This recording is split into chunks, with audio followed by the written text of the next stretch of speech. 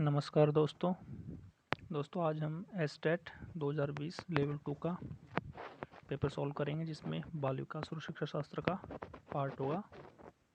तो शुरू करते हैं। प्रश्न पहला, संरचनावाद के प्रवर्तक कौन थे? Who was the propounder of structuralism? पहला प्रश्न, तो इसका उत्तर हो जाएगा विलियम वुंट। उत्तर हो जाएगा विलियम वुंट। अगला प्रश्न है, कैटल संस्कृति मुक्त बुद्धि परीक्षण की मापनी एक किसके लिए बनाई गई थी? Scale 1 in Cattell culture free intelligence test was prepared for whom? तो 4 ऑप्शंस हैं, 8 to 12 year mental deficient persons, तो यह आ जाएगा 4 to 8,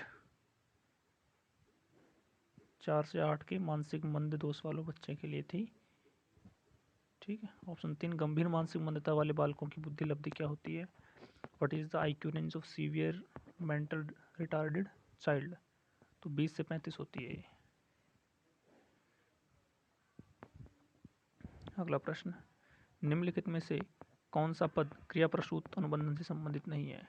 which of the following terms is not related with the operant conditioning? तो पहला ऑप्शन गलत हो गया यहाँ पे, क्योंकि इंसाइट है, अंतर्दृष्टि गेस्टाल्टवाद से संबंधित है। अगला प्रश्न है, वे बच्चे जो विभिन्न प्रकार की अधिगम समस्याओं से ग्रसित रहते हैं उनके लिए अधिगम अक्षम शब्द का प्रयोग सर्वप्रथम किसने किया? तो इसमें है लर्निंग डिसेबल शब्द का, तो ये इंट्रोड्यूस किया था सैमुअल क्रिक। Option number 2। अगला प्रश्न है, निम्नलिखित में से कौन सा अच्छे मानसिक स्वास्थ्य का लक्षण नहीं है? तो समाजन योग्यता ये है, संवेगात्मक परिपक्वता है, आत्मविश्वास है, असहनशीलता नहीं है।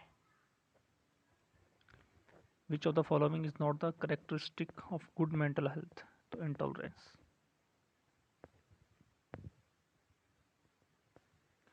एक चीज़ मैं बता दूं दोस्तों कि प्रश्न को एक बार अंग्रेजी में ज़रूर पढ़ लेना चाहिए, क्योंकि कई टर्म्स होती है जो इंग्लिश में फिक्स होती है परंतु हिंदी में बदलती रहती है। ठीक है, इसलिए इंग्लिश में ज़रूर पढ़ना चाहिए और इंग्लिश की मेन टर्म्स ज़रूर इंग्लिश में आनी चाहिए। अगला प्रश्न, मनोविज्ञान की कौन सी शाखा में टेलोपैथी पुनर्जन्म क्षेत्रों का अध्ययन किया जाता है? In which branch of psychology there is scope of study of telepathy and rebirth? तो इसमें आ जाएगा पैरासाइकोलॉजी, अतीन्द्रिय मनोविज्ञान। अगला प्रश्न है, निम्नलिखित में से कौन सा यथार्थवाद चिंतन का प्रकार नहीं है? Which of the following is not the type of realistic thinking? Convergent, तो ये तो है, क्रिएटिव भी है, इवेल्यूटिव भी है, ऑटिस्टिक, ये यथार्थवादी नहीं होता है, इसको स्वली चिंतन बोलते हैं। संवेगात्मक बुद्धि शब्द को सर्वप्रथम किसने प्रस्तुत किया? तो यह आ जाएगा who first introduce the word emotional intelligence? तो यह था मेयर और सेलोवी, पीटर सेलोवी। ओके। प्रश्न नंबर 11, निम्नलिखित में से कौन सा उपागम अधिगम अयोग्य बालकों के व्यवहार का विश्लेषण कर उनके अधिगम न्यूनता के मूल कारणों को जानने का प्रयास पर आधारित है? Which of the following approach is based on analyzing the behavior of disabled child and find out the root cause of her learning deficiency?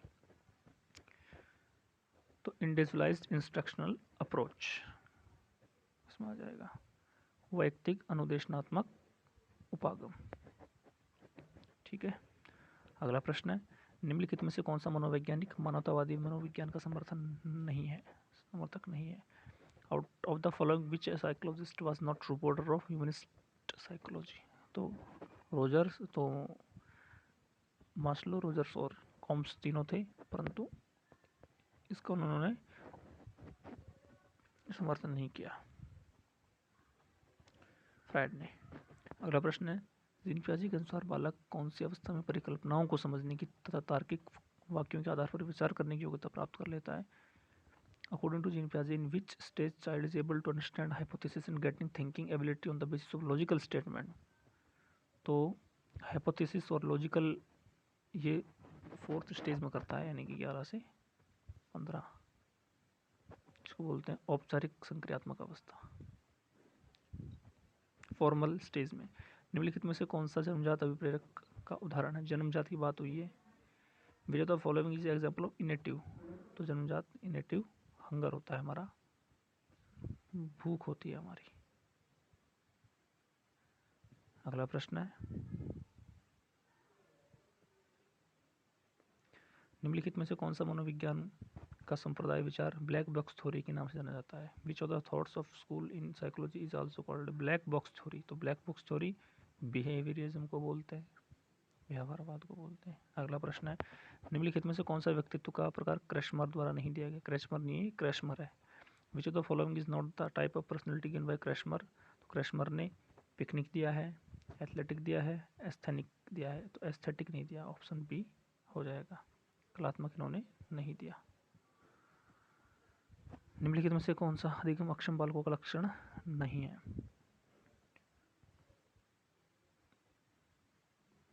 Which of the following is not the characteristic of learning disabled children, तो perceptual effectiveness यही है एक, ठीक है, बाकी सारे उनके अंदर होते हैं। लुप्त अधिगम की बात हुई है, लैटेंट लर्निंग की बात हुई है, तो ये कुर्टलेविन। अभिप्रेरणा से संबंधित नहीं है, not related to the motivation, तो नीड होती है, ड्राइव, इंसेट, इमोशंस नहीं होते। संवेग। अगला प्रश्न है, रचनात्मकता की प्रक्रिया के लिए सही तार्किक क्रम है? Correct logical order for the process of creativity, तो उसके लिए पहले प्रिपरेशन होना चाहिए, इंक्यूबेशन होना चाहिए, इंसाइट होनी चाहिए, वेरिफिकेशन होना चाहिए। ऑप्शन नंबर 3, तैयारी, परिपाक, अंतर्दृष्टि और सत्यापन।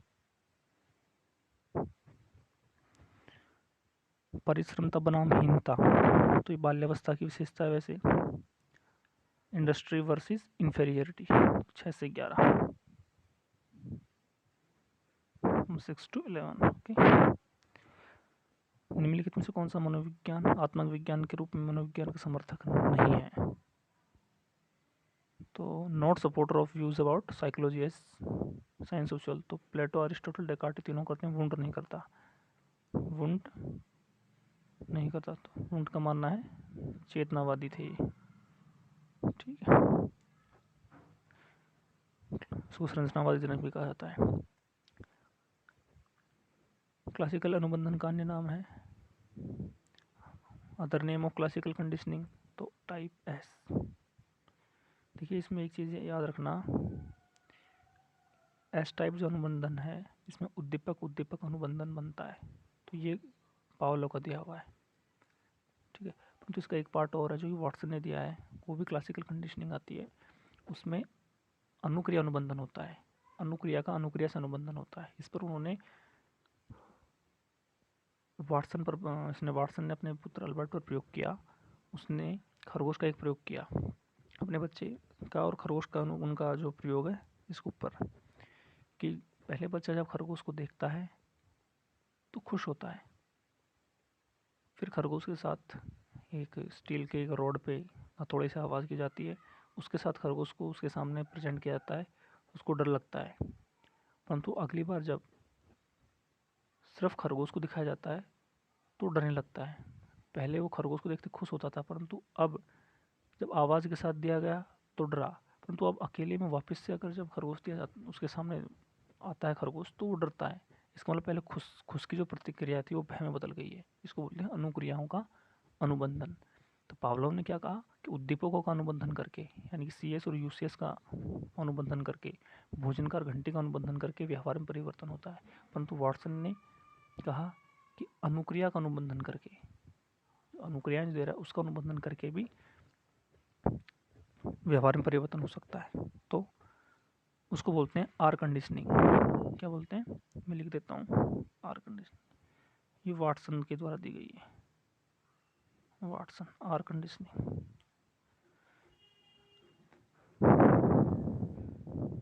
अगला प्रश्न है, भयकर संवेग किस मूल प्रवृत्ति से जुड़ा हुआ है?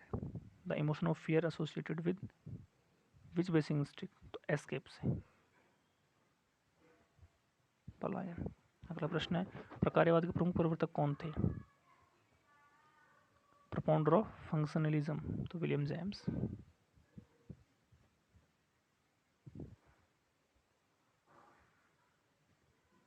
एक second.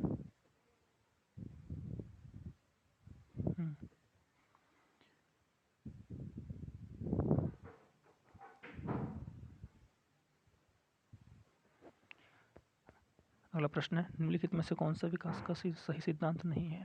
Out of the following which is not correct principle of development, तो प्रिंसिपल ऑफ कंटिन्यूटी ये है, इंडिविजुअल डिफरेंसेस ये भी है, यूनिफॉर्मिटी ऑफ पैटर्न ये भी है, फ्रॉम स्पेसिफिक टू जनरल ये नहीं है। यानी कि विकास विशिष्ट सामान्य नहीं होता है, सामान्य से विशिष्ट होता है। ठीक है। ऑप्शन 4।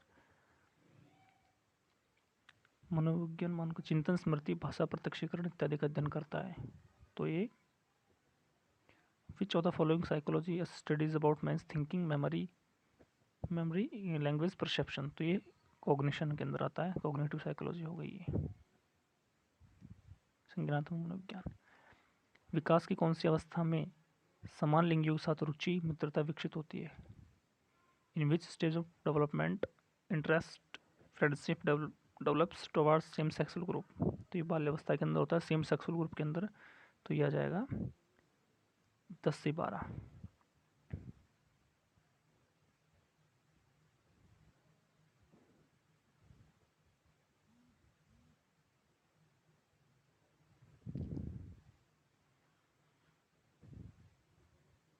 देखिए बाल्यावस्था में सेम समलिंगी आकर्षण होता है और किशोरावस्था में विपरीत लिंगी आकर्षण होता है।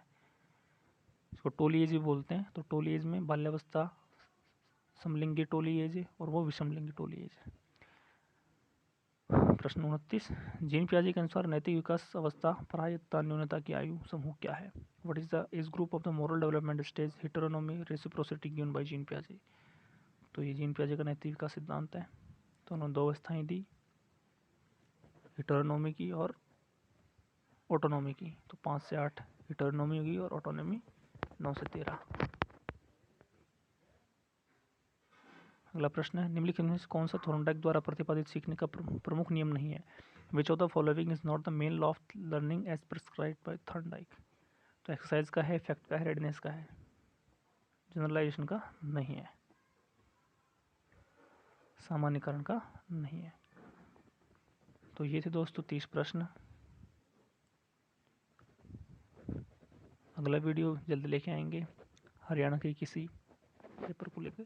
धन्यवाद।